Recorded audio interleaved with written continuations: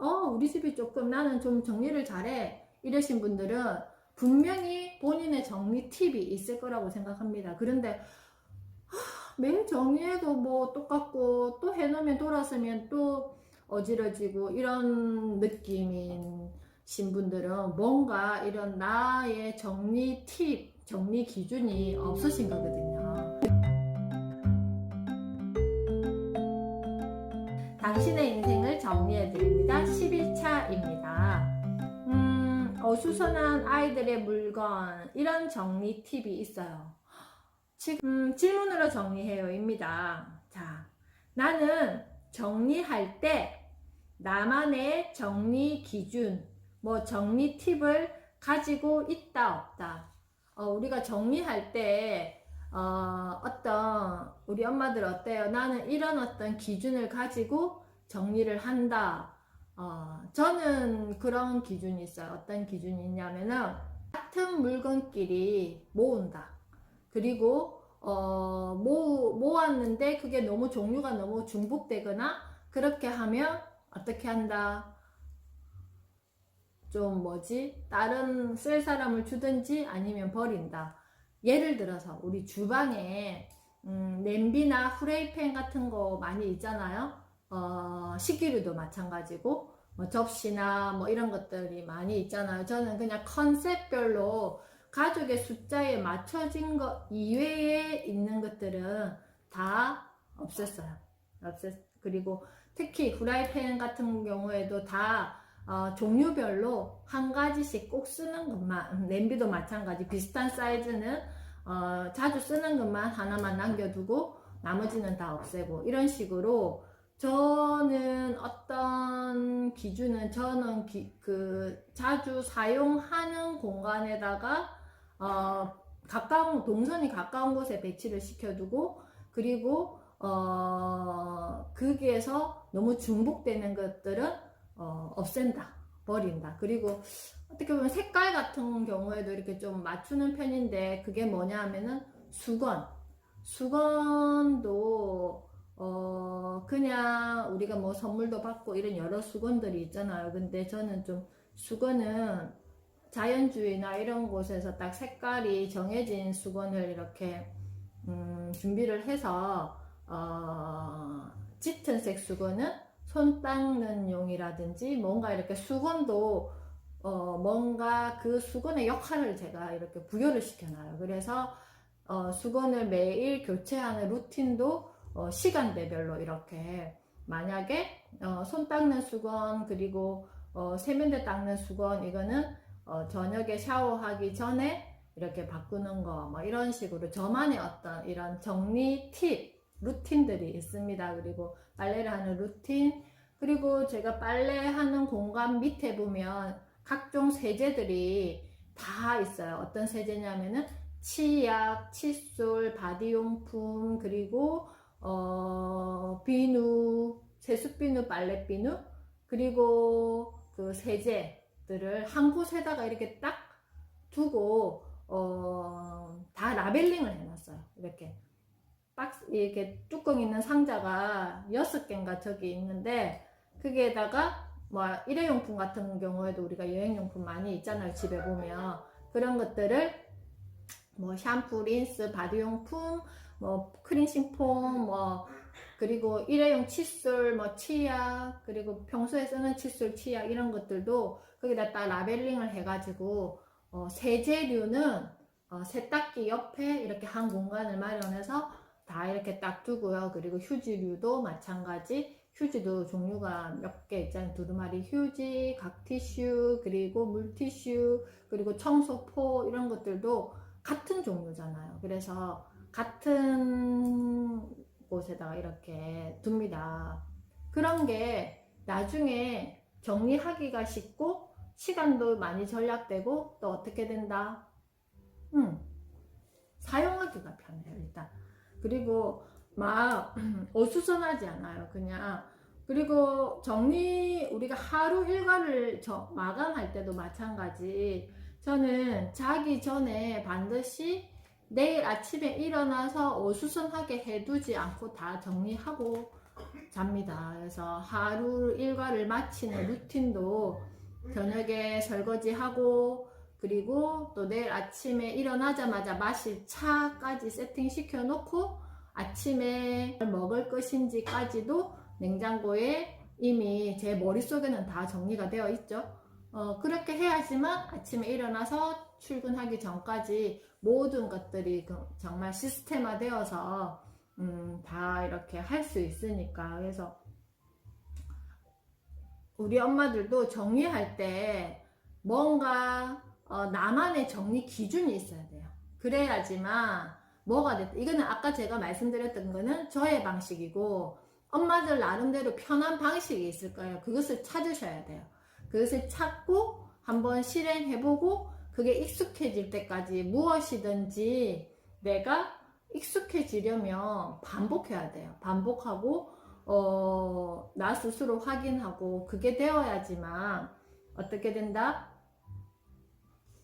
그게 나와 혼연일체가 되죠. 우리 아이들이 공부하는 것도 마찬가지지 않아요? 우리 엄마들이 매일매일 똑같은 것들을 이렇게 학습하는 거 쉬운 일이 아니에요. 아이들도 마찬가지. 그래서 아이들이 학교 갔다가 숙제하고 공부하고 이런 일상이, 너는 학생이니까 당연히 해야 돼, 이 개념이 아니라 굉장히 그거는 어려운 거거든요. 똑같은 일을 매일 반복한다는 것은 재미가 없잖아요. 그런 것처럼 이거 정리도 어떻게 보면 엄마들이 우리가 공부 잘하는 아이들이 공부머리가 있듯이 정리 잘하는 우리 엄마들도 정리머리가 분명히 있을 거예요. 그래서 혹시나 나는 정리가 조금 힘들어요 하시는 분들은 이 정리머리를 키워야 돼요. 키워야지만 모든 어떤 일상에서 이런 것들이 따로따로가 아니죠. 따로따로가 아니라 다 연결 지어지는 거예요. 다 연결고리가 다 있어요. 그게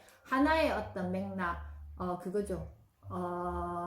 쫙 모아놓고 비슷한 것끼리 모으고, 필요 없는 것은 버리고, 진짜 필요한 것을 남기고, 남긴 것을 어떻게 어디 공간에다가 배치시킬 것인가가 정리의 기본입니다. 그래서 우리 집이 조금 나는 좀 정리를 잘해 이러신 분들은 분명히 본인의 정리 팁이 있을 거라고 생각합니다. 그런데 매일 정리해도 뭐 똑같고, 또 해놓으면 돌아서면 또 어지러지고, 이런 느낌인 분들은 뭔가 이런 나의 정리 팁, 정리 기준이 없으신 거거든요. 그래서 전문가를 초빙하는 것도 마찬가지잖아요. 내가 그것을 잘 못하기 때문에 전문가의 도움을 받는 거고, 못하는 것은 나는 이것도 못해 이런 느낌이 아니라 그 능력을 키우시면 된다는 거죠. 그래서 책을 읽는 것도 마찬가지. 처음부터 이 책을 읽으려면 우리 보통 일반 사람들이 처음에 책을 읽을 때는 딱 펼치면 깝깝하죠. 왜냐면 이게 언제 이게 다 봐질까 이런 느낌이 들거든요. 근데 책을 계속 읽다 보면 나만의 책 읽는 팁이 생기는 거예요. 그래서 막 책이 몇 권 있는 게 중요한 게 아니라 내가 이 책에서 이거 정말 알고 싶어 하는 뭔가 나 스스로 책을 보는 그런 어떤 기준을 가지시면 책도 즐겁게 읽을 수 있는 것처럼 정리도 마찬가지라고 생각합니다. 책 이야기로 정리해요. 이게 항상 고민이시죠. 118페이지에 보면 아이가 있는 집은 유난히 어수선하고 정리가 안 됩니다. 그죠? 돌았으면 또 어지러 놓고, 돌았으면 또 어지러 놓고, 장난감이나 책, 미술용품 같은 물건뿐만 아니라 유치원이나 학교에서 만들어 온 작품들도 크게 한몫하죠. 아이들이 뭐 만들어서 가지고 오면 지금 우선에는 잘했네 하지만 그걸 어디다가 둘 건데 그걸 어디다가 둘 건데 맨날 1년에 한 번 지나면 또 뭔가 이만큼 쌓여요. 그럼 그거 어떻게 할 건데? 버리자니, 그렇고 두자니, 짐대고 이런 것들이 정말 많을 거예요. 그래서 고사리 손으로 꼬물꼬물 만들어 온 작품들이 엄마 눈에는 얼마나 예쁘고 소중해 보이겠습니까? 그죠? 하지만 하나하나 쌓이고 나면 만만치 않게 큰 공간을 차지하게 되죠. 사실 요즘은 아이가 한 명인 가정이 많아서 더욱 아이의 작품을 소중하게 여기는 것도 마찬가지입니다. 우리 아이들이 유치원에서 활동하는 거, 특히 또 어떤 친구들은 뭐 작은 거 이런 것들 종이 조각 하나라도 막 못 버리게 하는 친구들이 있어요. 막 애착을 가지고 막 엄마 눈에는 이거 제발 쓰레기인데 버리고 쓰면 좋겠는데 절대 손도 못 대게 하는 친구들도 있단 말이에요. 아, 그랬을 때 이걸 어떻게 하면 좋을까? 오늘은 112페이지에서 128페이지까지인데요. 자, 방금 이야기 나눴던 거 제가 한번 집중해서 한번 이야기 해보겠습니다. 아까 방금 제가 읽어드렸던 거는 118페이지고요. 혹시 우리 집 공간에서 우리 아이들의 공간 다 있죠? 그래서 그 공간에 혹시 아이들의 작품 전시나 작품으로 뭔가를 공간을 마련해둔 공간이 있을까요? 뭐 거창하지 않아도 이 공간에는 로테이션으로 내가 아이가 뭐가 됐든 아이의 뭐 전시 공간이라든지 뭐가 됐든 둔다. 이런 거 있으세요? 특히 또 자동차 집에 보면 뭐 애들 뭐 굴러다니는 바퀴 있는 이런 것들 또 되게 많이 있잖아요. 자, 그럴 때는 아이들 어릴수록 특히나 더 이 공간을 너무 넓게 두면 안 돼요. 그래서 아까 제가 말씀드렸던 아이들 작품 꼬물꼬물 손으로 만들었는데 버리기도 그렇고, 그러면 이런 어떤 뭐 작은 책상 공간, 이런 어떤 한 공간, 아이가 놀이하는 공간 옆에 책꽂이 한 칸을 다 비워서 아이의 작품 공간으로 이렇게 구성을 하셔도 되고요. 그리고 특히 장난감, 바퀴 달린 장난감 이런 것들은 바닥에다가 둬야 될 경우 우리가 주차장이 없으면 차를 어떻게 세우겠어요? 어른들도 마찬가지. 주차장에 줄을 이렇게, 우리 보통 뭐 주차장이고 하면 이 차선이 줄이 이렇게 칸이 되어 있잖아요. 한 대 한 대 세울 수 있게. 만약에 우리 마트에 갔는데 줄이 하나도 없어. 그럼 차가 어떻게 세워지겠어요? 상상해 보세요. 차가 어떻게 세워질 건지. 그렇게 질서정연하게 차례차례 세워질까요? 절대 그렇지 않아요. 근데 아이들은 오죽하겠어요. 이 넓은 공간에 우리 집에 아무 때나 놔두면 되잖아요. 근데 그럴수록 아이들의 공간 이렇게 있는 그런 큰 어떤 뭐 자동차가 됐던 애들 이 차 종류 많잖아요. 그런 것들은 반드시 지정해 놓으셔야 되는 그 선을 뭐 밑에 그 보면 전기 테이프 같은 거 색깔 테이프가 팔아요. 문구점에 가면 그런 거 색깔별로 몇 개 사두셨다가 바닥에다가, 아니면 요즘에 그 마스킹 테이프 같은 거 예쁜 거 많이 있잖아요. 그래서 바닥에다가 이렇게 테이핑을 해 주셔야 돼요. 그래야지만 아이가 놀고 나면 누구야 주차 제대로 잘 안 됐네 주차하자 그러면 뭐 바퀴 모양도 이렇게 해둘 수도 있고. 그래서 아이의 공간을, 특히나 어린아이들일수록 우리 유치원에서 아이들이 정리정돈을 잘 할 수 있는 이유가 공간의 실명제가 명확하거든요. 이렇게 놀잇감 바구니에다가 놀잇감 사진을 찍어서 선생님들이 그거를 이제 특히 어린아이들은 이렇게 붙여가지고 똑같은 곳에 사진이 붙여 있는 곳에 장난감을 넣을 수 있게 이렇게 공간 구성이 되어 있어요. 그래서 여기 지금 이지영 대표 같은 경우에는 유치원 선생님 출신이시잖아요. 그래서 이거는 너무 잘 아시죠. 그래서 여기 보면 아이 미니멀보다 라이프가 우선이라고 한 것처럼 아이들을 키울 때는 아예 따로 아이들의 전용 갤러리를 만들어 주기도 하고, 그 전용 갤러리가 거창하지 않아도 그냥 작은 어떤 협탁, 작은 탁자 같은 곳이기도 하고, 아니면 아이가 성장했으면 이제 어떻게 한다 많이 이야기하죠. 포트폴리오를 만들어라. 선생님 그 포트폴리오를 어떻게 만들어요?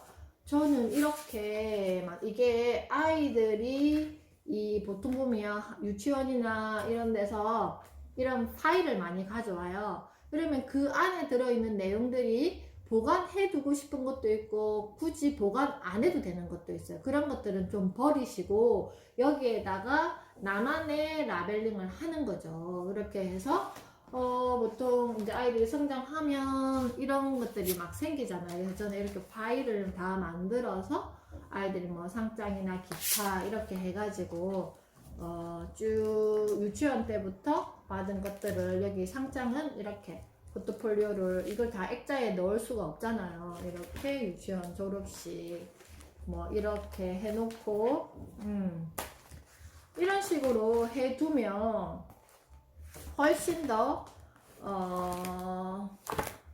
더 나중에 이 아이가 성장할수록 여기 이제 누적되는 거죠. 연령에 맞춰서. 그래서 이렇게 라벨링을 하나 해서 굳이 이렇게 컴퓨터 뭐 프린트기가 없으시면 예쁘게 손글씨 해가지고 종이에다가 이렇게 붙이셔서 여기다가 이렇게 라벨링 해 두시면 되고, 이거는 이제 아이가 초등학교 때 14년, 여기 보면 14년, 15, 14, 15, 16, 17, 18, 19 제가 해놨죠.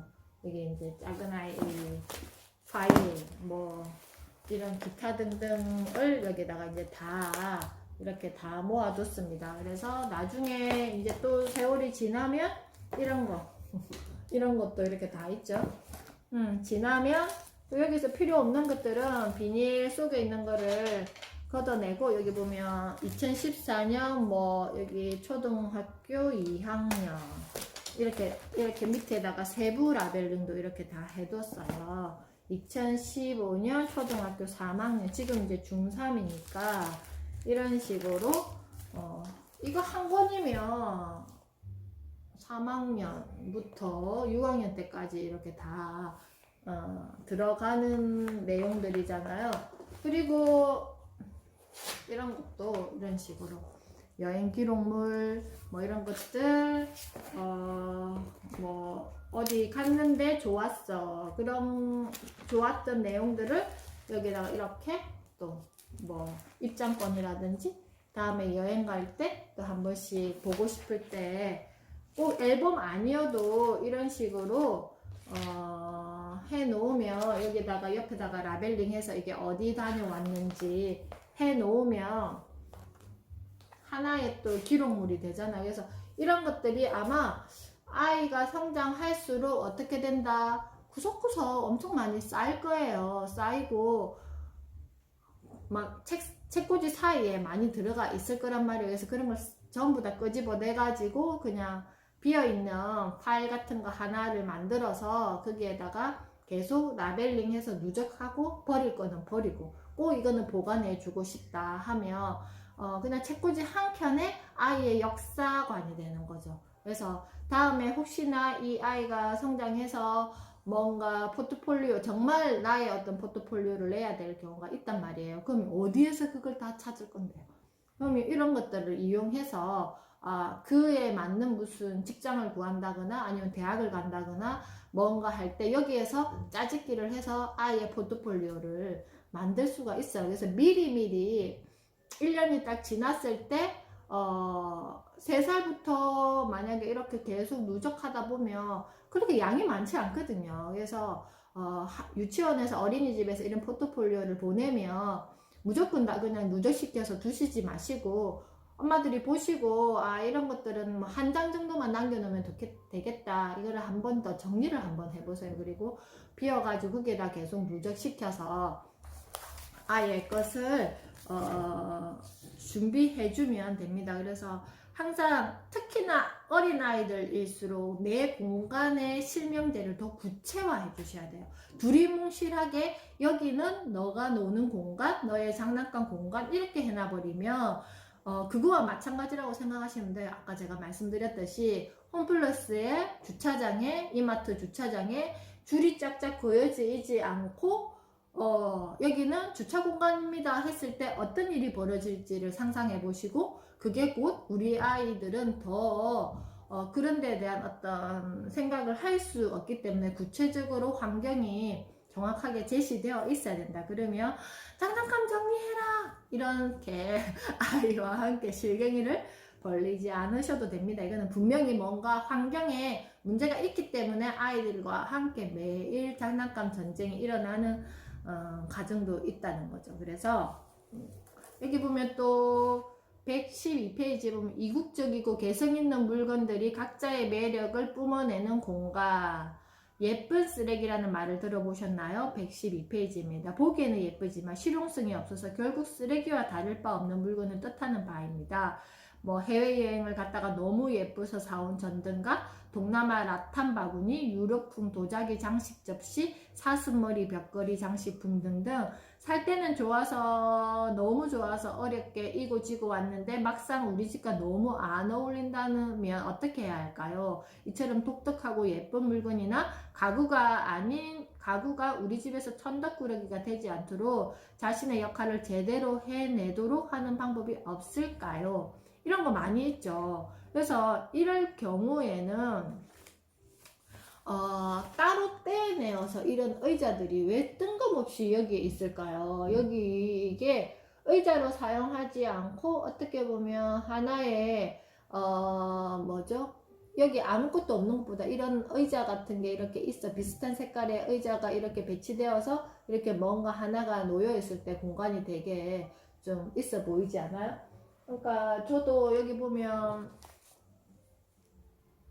여기 뒤에 보면 저기 이런 장식품들 있잖아요. 저는 별로 큰 거 별로 안 사는데 저런 것들은 같은 어떤 비슷한 느낌의 장식물들을 모아서 어떻게 한다? 그 뒤에 그 느낌과 같은 저 장식품을 설명해 줄 수 있는 책을 뒤에다가 이렇게 같이 배치시켜 놓았고요.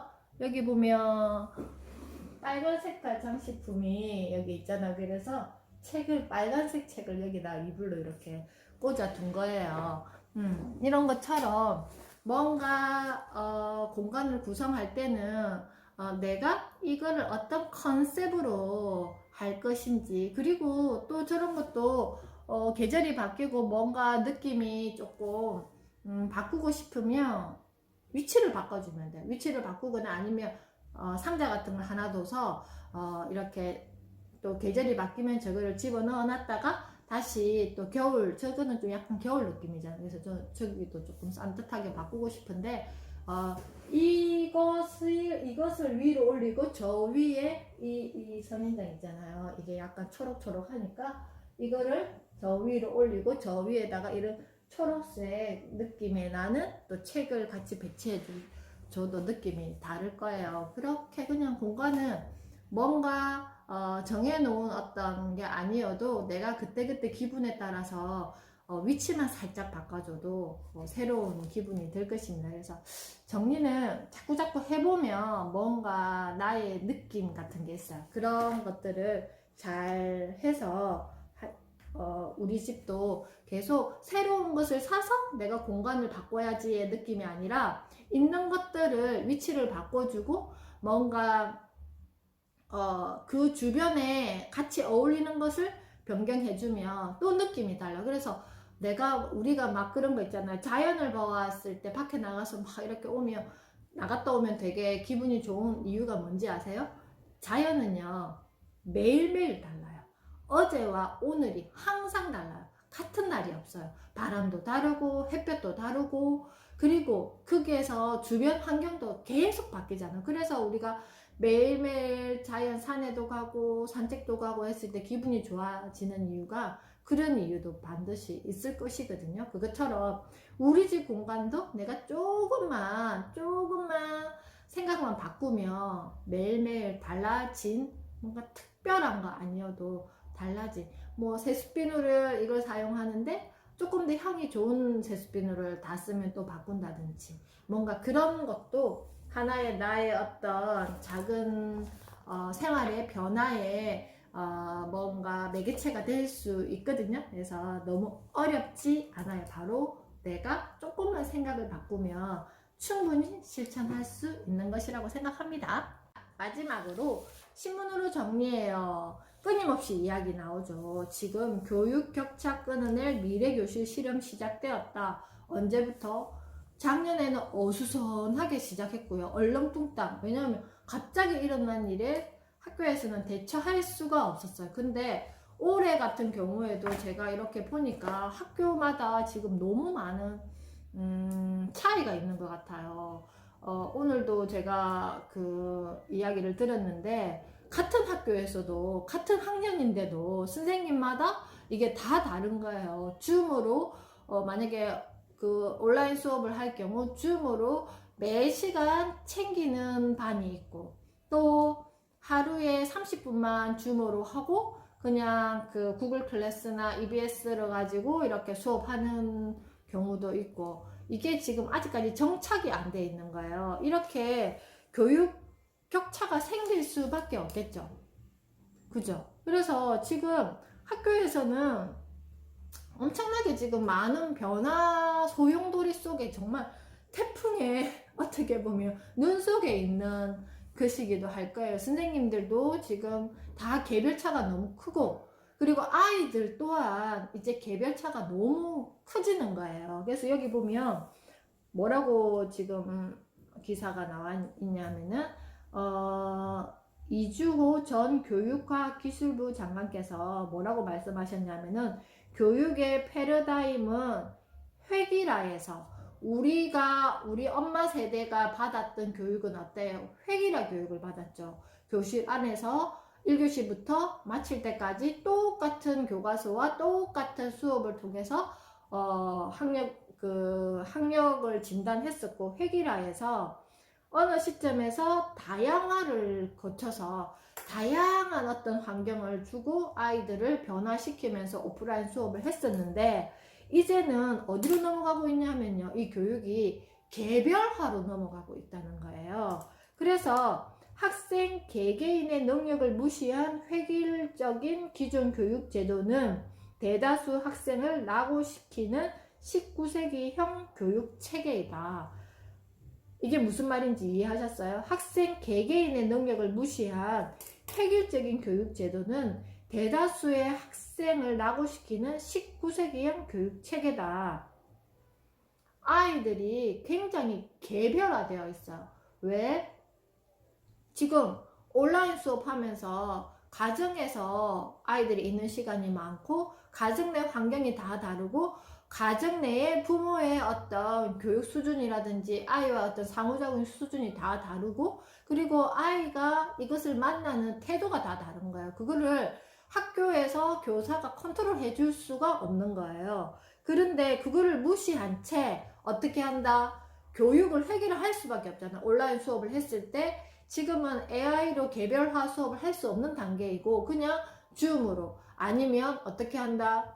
구글 클래스로 했는지 안 했는지 체크만 하고 하루가 그냥 넘어가요. 그랬을 때 대다수의 학생들이 챙김을 당하지 못해서 어떻게 한다? 그리고 내가 뭘 잘하는지도 모르고 내가 뭘 못하는지도 모르고, 이렇기 때문에 19세기형 이렇게 교육 체계를 계속 유지했다가는 대다수 학생을 낙오시킨다라고 했습니다. 앞으로 공교육에 AI 개인 교사가 도입되며 모든 학교에서 개별화 교육이 가능하게 되고, 낙오하는 학생이 크게 줄어 교육 격차를 근본적으로 해소할 수 있다라고 낙관적으로 지금 이야기를 했는데요.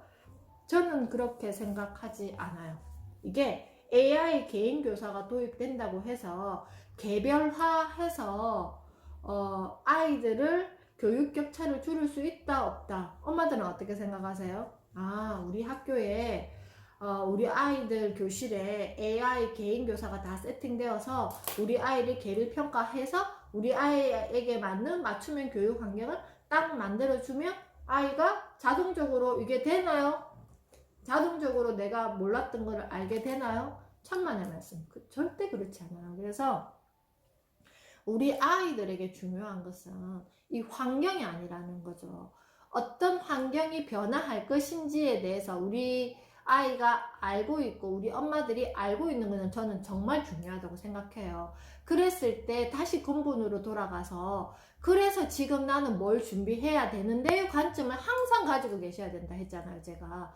그래서 이렇게 변하니까 우리 아이가 지금 어떤 환경을 만나야 되는지, 그게 제일 중요하죠. 그래서 제가 제 남편 친구가 이제 결혼을 좀 늦게 하고, 세상에 이번에 아기를 가졌어요. 와이프하고 나이 차이가 많이 있는데, 와이프가 중국인이에요. 그래서 지금 중국 북경에 살고 있는데 올해 이제 아기를 가졌으니까 10월에 이제 출산 예정인데 저한테 개인적으로 이제 전화가 온 거예요. 중국에서 전화가 왔어요. 그래서 다중 언어를 이제 이 아이가 할 수밖에 없잖아요. 엄마는 중국인이고 아빠는 한국인이니까. 그래서 어디에 2025년까지 그 회사에 계약이 돼 있기 때문에 2025년에는 한국으로 나올지 중국에 있을지 되게 고민하면서 저한테 상담을 했단 말이에요. 그래서 제가 뭐라 그랬게요? 제일 중요한 것은 아이가 출산해서 나중에 아이의 생활 근거가 중국이 될지 한국이 될지가 중요하지 않다. 가장 중요한 것은 아빠가 어중간하게 알아서 와이프한테 이래라 저래라 이렇게 했으면 좋겠다 이렇게 해야 된다 하는 이 말보다 와이프의 어떤 정신건강이 제일 중요하다. 언제까지? 아이가 유아기를 지날 때까지는 너의 와이프의 정신건강이 가장 중요하니 지금 중국에서 살 것인지 한국에서 살 것인지 고민하지 말고 내가 오늘 하루 퇴근하고 가서 내 와이프에게 얼마만큼 편안한 상태를 유지할 수 있게 내가 최선을 다할 수 있는지 너의 컨디션을 조절하라 그랬어요. 그랬더니 알겠다고 미처 거기까지 생각을 못했다고 이야기를 하더라고요. 그것처럼 미래교실 실험 뭐가 됐든 AI 교사가 온다. 그리고 아이들의 교육 환경이 바뀐다.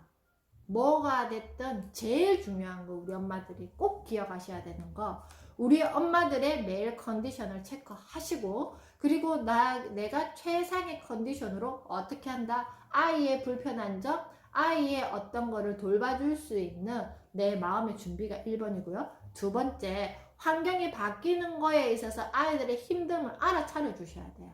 그리고 엄마가 가급적 무엇을 도와주실 수 있는지 찾아서 아이와 서로 딱 앉아서 이야기했을 때 어떻게 할 수 있다. 대화될 수 있고 아이가 조금 힘든 점이 발생했을 때 어떻게 엄마가 뭐 윤활유 역할을 해주셔야죠. 그게 우리 엄마가 하셔야 될 역할입니다. 그래서 여기서 이야기했잖아요. 개별화로 넘어가고 있다 했잖아요. 근데 개별화에서 가장 기본은 가정 내에서 개별화의 안정적인 세팅이 가장 중요하다는 것입니다. 그래서 계속 앞으로 제가 이런 이야기를 계속 드릴 거예요. 신문기사에 계속 나오고 있거든요. 그랬을 때 근본은 그거예요. 제일 중요한 것은 우리 엄마의 정신건강, 우리 엄마의 좋은 에너지. 나는 오늘 나의 어떤 에너지, 좋은 에너지를 위해서 그리고 나의 정신건강을 위해서 뭘 하셨을까요? 한번 고민해 보시면서 우리 아이들 아직 하원하기 전인데 미처 충전하지 못하셨으면 다시 커피라도 한잔 하셔서 어떻게 한다? 제일 좋은 컨디션을 유지해서 우리 아이들을 맞이할 수 있는 준비 해주시기 바랍니다. 내일도 4시에 뵙겠습니다. 오늘 수업 마치겠습니다.